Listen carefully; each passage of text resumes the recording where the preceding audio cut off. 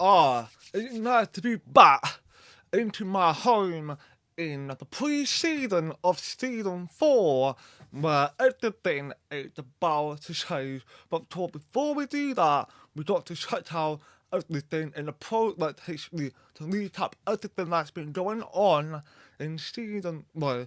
But toward at Martin ended the season off in a very strong position. But toward we end up being in 5th in the rather standing where Fernando finished third. And of course, it's been a successful season for the Aston Martin because we did also take the construction title, but no, rather championship. Unfortunately, we can see the massive margin from our first win of the season and our final win of the season, which is crazy. But of course, we got 7 race wins in our career with 16 podium, but of course, had to admit everything you've seen on there will change because everything now be moved over to PC. As you've seen, we've now got mod. That means everything has been changed in for season 4 basically. We've got 4 options: Mercedes, Alpine, Ferrari, or the Haas. So we've got really 2 options, but we've got 2 teams that I like to go for, which are obviously either Mercedes or Ferrari, but who knows what types of things they can bring to us. So of course we had to wait to see what we could be having before going back in time to have a look, a proper just recap as to see a bit of a trading race in our first season, in the second season in Aston Martin for later this season, where Albon went the back of obviously Oli Behrman, and I've talked with me and Nico Hulkenberg very vividly remembered that with a bit of trash, which is just a little bit of a my mistake if I'm honest with you, and I've taught in Saudi Arabia where we have 5 for that long point win. Obviously, Fernando been leading, but not in such a meeting there, and also have Ferrari in the back of 5th place. But of course, we came out on top, winning the Saudi Arabia. Obviously, Fernando ended up DNF due to mechanical failure.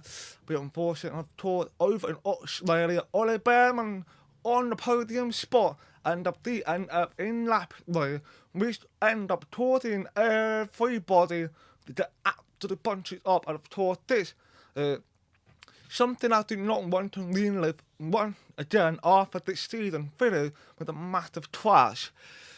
It's a little bit stupid on my part, if I'm honest with you, over in Imola, where we had a massive comeback live from being out of top 10, shot top to top way, and now we hunted down Fernando Alonso, where we did make a massive overtake. Try and prove our word. Of course, we couldn't get on win, but this match Verstappen was dominating. Then over to Spain, where Albon made a big mistake, having a massive spin, just like Perez did in season 2. If I remember that correctly, it was a bit embarrassing. And of course, a very big moment with both Aston Martin pulling up along each other and having that racing to who's going to come out top in turn 1, which eventually be me, which is good, but it didn't stay long like that as Fernando Alonso did come back in and win the Spanish Grand Prix, making 1-2 for the first time in Aston Martin history. And this is our racing news letter making, a bit news about this. Me leaving the Aston Martin, which we know we've been having a bit of a problem with each other, and obviously over the next couple of days going to Monster, where we had a big race where obviously after getting a tumble we leave it, we had a bit crash with an incident with Fernando Alonso, which marked our fierce rival. And of course, in Las Vegas, we end up coming together again, have a little contact, which is obviously not the bad happen. But in a couple of tours later, Fernando Alonso end up shunting it behind, having a broken wing. But we came out on top, winning the famous Grand Prix 3 years in a row. Incredible result, and of course, having a second win after what I think it was 11 race, non-win. It's absolutely crazy, but in this Abu Dhabi, where we had a bit of a snap, went over the curb, flying like a Superman. This season has been like bunch of chaos and everything, but as we talked along, we have been talking to Aston Martin, saying to them, I thank you for everything, but you can see on there, you go back to my previous episodes to check it out, obviously, you know what I've been saying, everything, even though there's subtitles on there. But it was the first season with the Construction Championship win.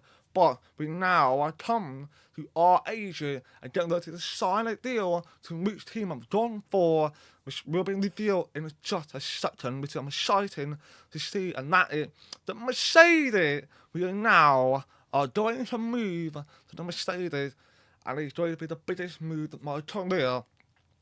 Obviously, we can either go to Ferrari, but I've decided I think Mercedes is the better move due to my nature being part of the Mercedes family for the last couple of years, you know, being their academy. William, Aston Martin, we're going to Mercedes now, and I think it's going to be the biggest move, so I can't wait to see what we can have for this season, but I had to let the man in the newsletter to take a news now. Hello everybody, welcome back to the latest newsletter, and today we've got a breaking news on Formula 1 calendar for the 2027 season, so let's get cracking onto it. First up, got Australia, Japan, China, and Miami Lampin, where we have two sprint races back to back. Of course, that is sighted over to Spain. Australia still has so completed triple header, ending with Belgium before we go into the summer break, and Australia with the sprint race as well. Then over after the summer break, we got Monster back to Singapore, then the Texas Lampin, which also have the sprint race. So that is quite exciting time ahead of us. Over to Brazil, Las Vegas, and Qatar, ending the season off in the Abu Dhabi. That is quite exciting race we are going to have for the season 2027. So tour, I'll see you whenever the news has been broken down. So thanks for watching and peace out. Well, that was a very good breaking news as we now got confirmation for 2027 season race calendar. So let's see what they all get to offer for the season. Of course, in the scenario, I decided the best way to go at it is nothing, because we had a massive regulation change going into the season. So I thought it's logical to go for none and then build the car up and then bring the scenario in for next season. That's what I'm doing to go for. And obviously, we're starting our brand new season, obviously with Australia and in the Mercedes. The one being waiting for the transfer market being led with Ford and a new livery with Max Verstappen and Frederick Vasseur, who replaces Ollie Behrman. Over in Mercedes, we've got Jordan Russell as my teammate, which means Lewis Hamilton has left the Mercedes, and in Ferrari, it's Charles Leclerc along with the new teammate Pierre Gasly, replacing Carlos Sainz.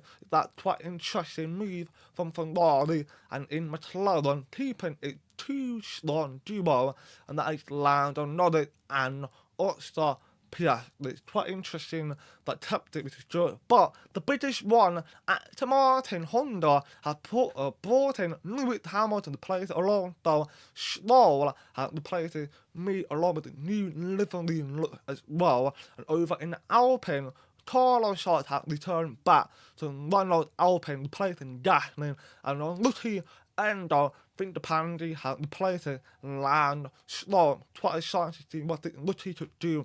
In Williams, we've got Alex Albon and Esteban Ocon together. They were a good duo as well, if I'm honest. And in V-Top, we've got Newton Canona, who still had not promoted into Red Bull, along with Ollie Behrman, who's been demoted by Vasseur, who is unlucky as well. And in the Audi, Sergio Perez has replaced Logan Sargent along with Joe, who say in the Audi, so let's see what them two to do. And over in the hat with a brand new livery as well, and that is Nico Hulkenberg and Kevin Magnussen are together once again. So that is a pretty good transfer move.